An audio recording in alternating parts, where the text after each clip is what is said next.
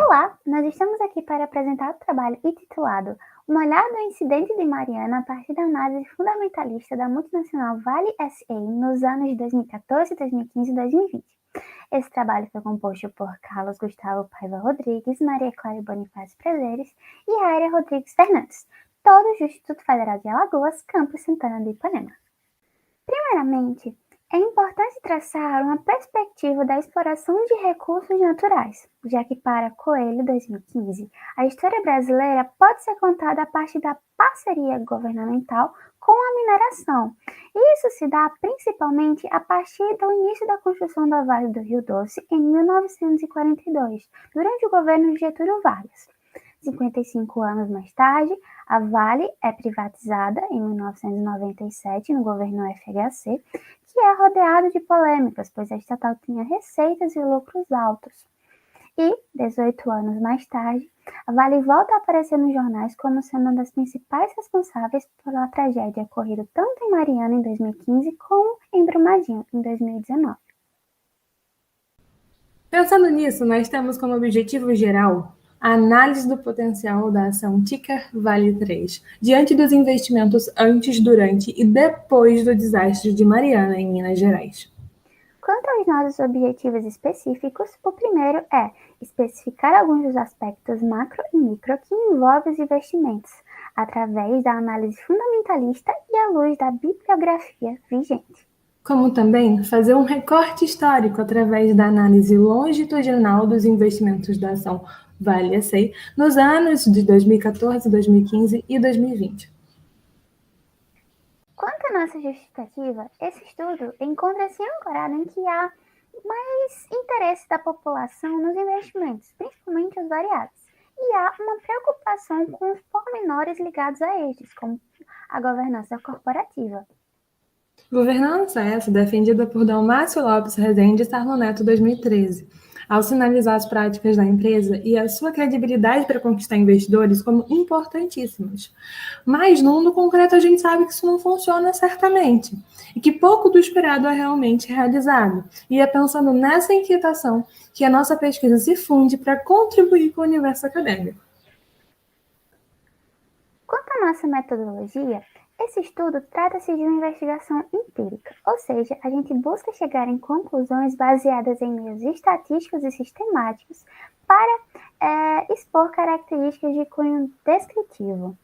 Ele também segue uma linha exploratória ao construir argumentos e hipóteses a partir de uma perspectiva histórica, visando familiarizar a questão para contribuir com uma visão já existente, segundo Gil 2002. Além disso, é uma análise de caráter longitudinal, onde nós relacionamos dados com um período histórico. E, por fim, vale lembrar das informações coletadas, que foram feitas no final de 2020 e início de 2021, através do portal virtual Status Invest. E, por fim, nós utilizamos o recurso de um desenho longitudinal, fazendo sempre a perspectiva de antes, durante e depois, tanto para a escolha dos anos quanto para a escolha dos meses. Escolhemos 2014, pois foi o ano anterior ao incidente, 2015, pois foi o ano em que ocorreu, e 2020, pois foram 5 anos após o ocorrido. E o último trimestre, pois eles representam outubro, novembro e dezembro. Outubro como sendo o mês anterior, novembro como sendo o mês que ocorreu e dezembro como sendo o mês posterior, buscando sempre analisar os pormenores do acontecimento. Quanto às análises, nós pensamos num delineamento em 5 partes. Primeiramente, com enfoque na velha, posteriormente, nos fluxos caixa demonstrativo de resultado e indicadores financeiros. Como penúltimo ponto, uma comparação entre os anos e a ação Ticker Vale 3. E, por fim, nossas considerações finais. Além de conhecer o histórico da Vale SA, é interessante também conhecer o seu papel no mercado atual de mineração, já que ela é a maior produtora de minério de ferro, pelotas e níquel no mundo, ou seja, ela tem grande papel tanto nacional quanto internacional. Sendo assim, é interessante também conhecer algumas de suas características, como, por exemplo, ela possui como missão a transformação de recursos naturais em desenvolvimento sustentável e alguns de seus valores, que é a vida em primeiro lugar, cuidar do planeta e agir da forma correta. Sendo assim, questiona-se se esses estão sendo cumpridos, à vista dos acontecimentos já citados aqui nesse trabalho. Como defende a Saf Neto e Lima 2014, as demonstrações financeiras, e principalmente em sociedades por ações, é muito importante e é elementar que sejam públicas. Dessa forma, nós utilizamos dois tipos de demonstrativos, tanto fluxo caixa como demonstração do resultado do exercício, e como indicadores financeiros P sobre VP, ROI e margem bruta. Prosseguindo com o fluxo de caixa, vale ressaltar que esse demonstrativo a gente utilizou o ano de 2016, pois ele faz referência ao ano anterior em seus resultados, expressou pouquíssima diminuição no exato ano em que ocorreu o incidente de Mariana. Que das 12 variáveis analisadas, 5 foram desfavoráveis e 7 foram promissoras, ratificando o que já foi expresso anteriormente. Passando para a DRE, viu-se que 2015 foi o único que obteve saldos negativos com relação aos seus lucros líquidos, ao passo que 2014 e 2020 obtiveram resultados positivos. Aqui, vocês podem ver um gráfico do que ocorreu ao longo dos anos. E 2015 e 2019 foram marcados, respectivamente, pelos incidentes de Mariana e Brumadinho. Quanto aos indicadores financeiros, nós escolhemos 3 tipos, um de valuation, um de rentabilidade e um de eficiência. O ano de 2014, 2 deles já apresentam estar em queda, enquanto no ano de 2015 todos estão em queda, provavelmente um reflexo do que aconteceu em Mariana. Já 2020, 5 anos após Mariana e 1 ano após Brumadinho, esses estão todos altos. Passando para a próxima seção da análise, sobre a comparação temporal e a ação Ticker Vale 3, a sua maior alta foi em outubro, em relação à sua maior baixa, que foi em dezembro. Trimestre de 2015, que foi o período em que ocorreu o incidente de Mariana, a gente pode perceber algumas coisas nessa linha do tempo.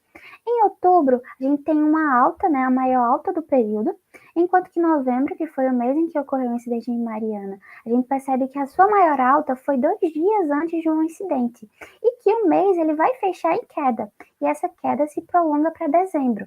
Tanto que a amplitude geral desse período ela é a maior de todos os períodos analisados. Se a gente observar os dados dos últimos trimestres de 2020, as cotações elas são altamente divergentes dos anos anteriores.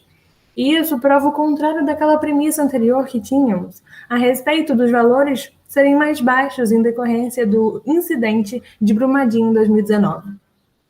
Especialmente porque a sua maior alta, de 84,12%, ter uma porcentagem de 831,23% em relação à menor baixa de 2015. Quanto às nossas considerações finais, primeiramente foi possível observar uma dualidade a se falar de Vale SA, pois apesar dela projetar mudanças funcionais para diminuir seus impactos ambientais e favorecer projetos de cunho sustentável, ela se mostrou ineficiente e com a política de negligência no que se refere à sua atividade-chave.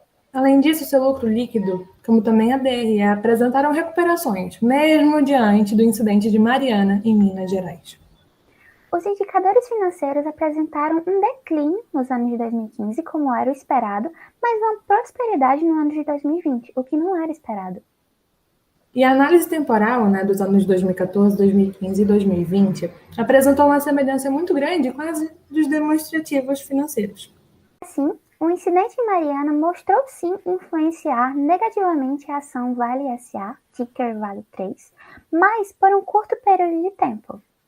Posto isso, mesmo afetada pelo incidente de Brumadinho no ano antecedente, a Vale obteve uma alavancada de 831,23% ao se comparar a maior baixa em 2015 e a maior alta em 2020. Tudo isso em relação à ação ticker Vale 3. Dessa forma, a gente finaliza com as nossas referências, que são essas. E os nossos agradecimentos. Muito obrigada pela atenção.